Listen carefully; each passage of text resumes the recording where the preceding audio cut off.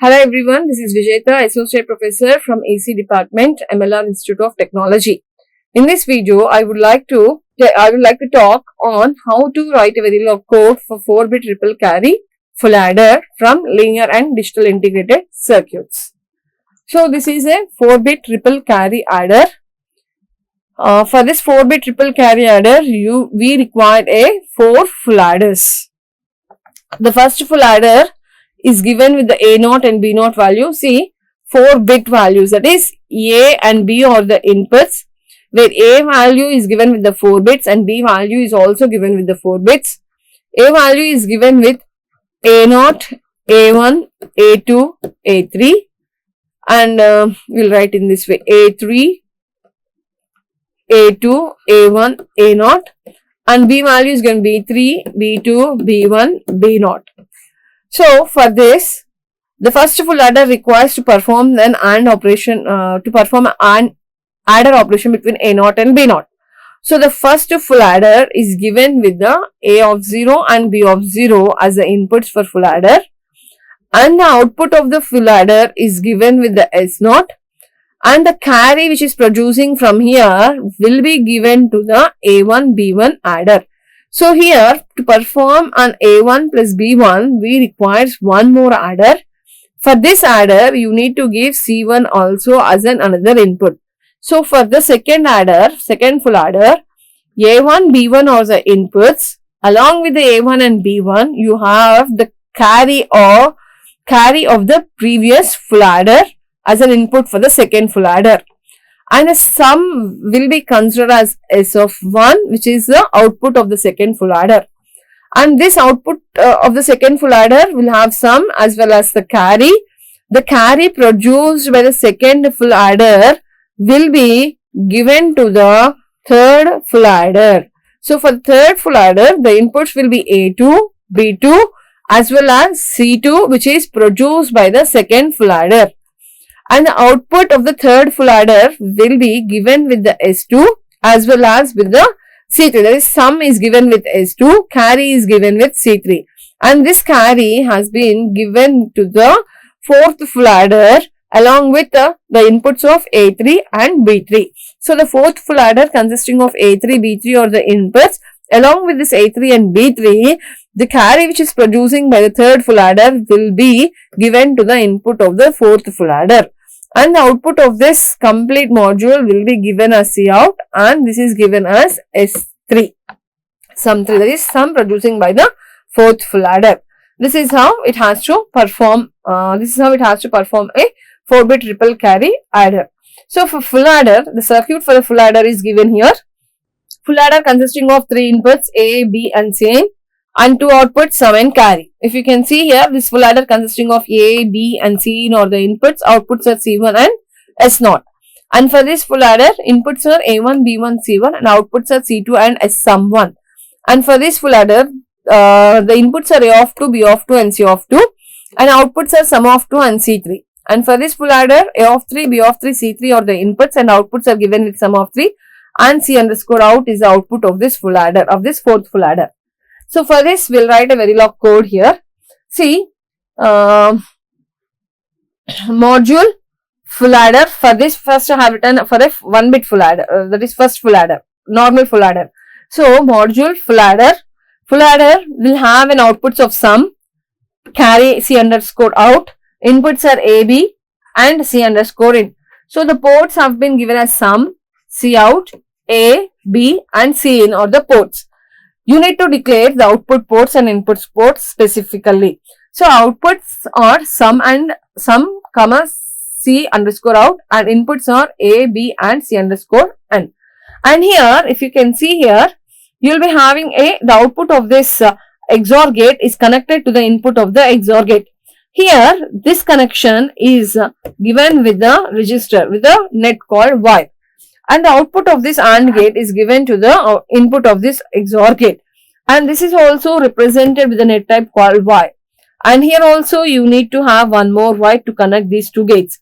And this is one more Y. So you use a net type called wire.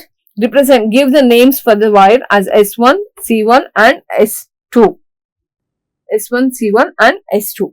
Now for this XOR gate, for this XOR gate, I'm writing this code in a gate level. So I'm calling a primitive XOR S1 A comma B. And for this AND gate, the output is C1, inputs are A and B. So we have done with the XOR gate and for this AND gate. Next, for this XOR gate, the output is given with SUM and inputs are given with S1 as well as C underscore in. So S1 and C underscore in are the inputs, SUM is the output of the XOR gate. And for this AND gate, the output is given with S2, not C2, S2 and S2 comma. Inputs are, see this is S1 is a wire and another input is C underscore in. And for this XOR gate again, the output is given with C underscore out. Inputs are given with S2 comma C1. So this module has been ended with a keyword called end module. So this is a program for only a single full adder. So this is a full adder circuit and we have done with the Verilog code of full adder by using a gate level designing. Now the same full adder can be used here to write a Verilog code for 4-bit triple carry adder, and this full adder code can be done either by using a gate level or maybe a data flow level, but here I use a Verilog code for full adder using a gate levels. So first I have taken the concept here is first I have taken a full adder program, and now this full adder module can be used to write a 4-bit triple carry adder. So the name which I have used here is full ADD and the sequence is sum, carry and inputs AB, C in. So now I am writing a Verilog code. For 4-bit triple carry adder. So module, the module name is given as full add 4, that is 4-bit full adder, and for this the outputs are the ports are sum and C underscore out, and inputs are A, B and C in. So if you can represent particularly the outputs are given with output 3:0 sum, that is sum is represented with a 4-bit value and output C out is representation of a scalar variable, and inputs are also declared as A and B, which are 4-bit vector values, and input C in is also a scalar value. So you specified what are the inputs and what are the outputs, and what inputs are represented with the vector form and scalar form, and what outputs are represented with the scalar and vector form.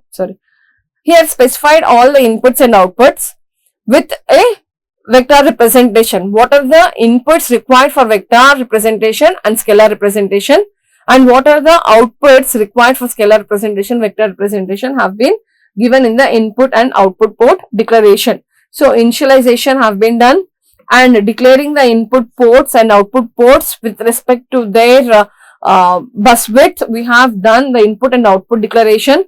Now next, the C1, C2 and C3 are the carries, internal carries produced by the full adder 0, full adder 1, full adder 2, and these three are not declared as an input and output ports here. So these are used as a wires because the output of full adder 0 is driving to the full adder 1. So this is represented with a wire. So wire C1, C2, C3, that is internal nets also declared. Now what I am doing is, for now I have done with the full adder coding in the previous slide. So just I am calling a full add, and the full adder name is given with FO0, and the sequence I used there is sum, carry, A, B and C in. So here I have taken the SUM 0 as a output of the full adder 0, and C1 is also another output of full adder 0, but inputs of full adder is given as A of 0, B of 0 and C underscore in. So it performs an AND operation between A of 0, B of 0, C underscore in. So it performs a full adder between A of 0, B of 0 and C underscore in, and it stores the value in S of 0 and C of 1. Now for the second full adder, the outputs for the second full adder is sum of 1 and C of 2. So sum of 1 comma C of 2 are the outputs, and inputs of this full adder is A of 1, B of 1 and C1 are the inputs. Here it performs an full adder operation between A of 1, B of 1 and C1, and sum is stored in SUM of 1 and carry is stored in C2, and the C2 is again works as an input for the third full adder, which is given with the name of FA2, where the outputs are given with sum of 2 and C of 3, and inputs are given with A of 2, B of 2 and C of 2. And the same procedure is given for the fourth full adder also. And as I have used the module keyword for the starting of the code, I use the end module at the end of the code. And this is a test bench code for the 4-bit ripple carry adder. So module name, all the inputs are given with the register, and all the outputs are given with the net called wire. Now the full add 4, that is full adder 4-bit ripple carry adder name, the name of the module which I used to write the Verilog code, the name have been called, and this is the module name I have given, and a sequence sum, cout, A, B, C in, or the sequence which I have followed to write a 4-bit full adder 4. So here I use the initial statement. It says that all these statements will be executed at once. Initial, begin.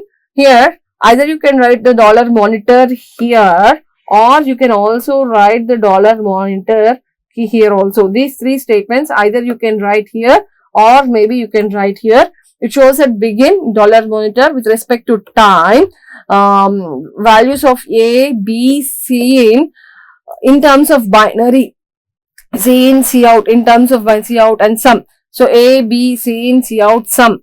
The values of this A, B, C in, that is inputs and outputs in terms of binary values, can be monitored with respect to time. That is the meaning of this statement.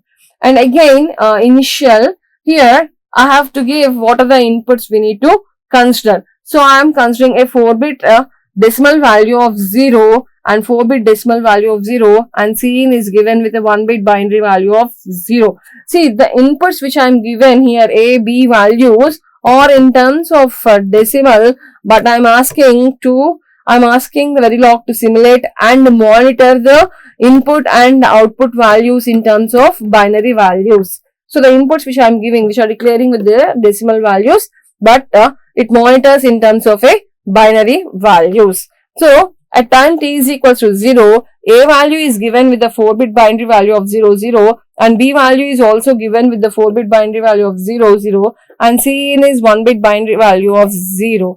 For this, it performs an full adder operation and it produces a sum as 0, 0, 0 and C out as also 0. Now, at time t is equals to 5, I am asking A value to change, B value to change, but I am not asking C value to change. So C in I am considering as 0 at time t is equals to 5, but A value is 4-bit decimal value of 3, which is 0, 0, 1, 1, and 4-bit decimal value of 4 for A, B, which is 1, 0, 0. So A is equals to 0, 0, 1, 1, and B is equals to 0, 1, 0, 0 at time t is equals to 5, and it performs a 4-bit triple carry adder for 0, 0, 1, 1 and 0, 1, 0, 0, and produces a sum of 0, 1, 1, 1, and carry out is 0, and goes on at this is 5, 10, 15, 20, 25. At time t is equals to 25, A value is 4-bit decimal value of 10, B value is 4-bit decimal value of 5, and C value is 1. So at 25th time intervals, C in A is given with the 1 until that C in value is given with the 0. And A value is given with 4-bit decimal value of 10, which is 1010, and B value is given with 4-bit decimal value of 5, which is given with 0101. It performs an AND operation between A, B and C, and it performs an full adder operation between A, B and C and produces a sum as 0, 0, 0 and carry out as 1, 1, 0, 1, 0, 0, 1, 0, 1, 1, 1, 1, 1. No, it produces a sum as 1, 1, 1 and C out as 0. So, this is the test bench code for 4-bit ripple carry adder. So instead of writing a Verilog code for individual blocks, you can also write, this is the test bench code for 4-bit triple carry full adder. Summary. Here, instead of writing directly for a 4-bit ripple carry adder, and this ripple carry adder requires 4 full adder circuits. So first, written a Verilog code for full adder, and this full adder module have been used to write a 4-bit ripple carry adder. So instead of writing directly for a 4-bit ripple carry adder, we have written a Verilog code for full adder, and this full adder have been called to write a 4-bit ripple carry adder. And we have done with the test bench code for a 4-bit ripple carry adder. Thank you.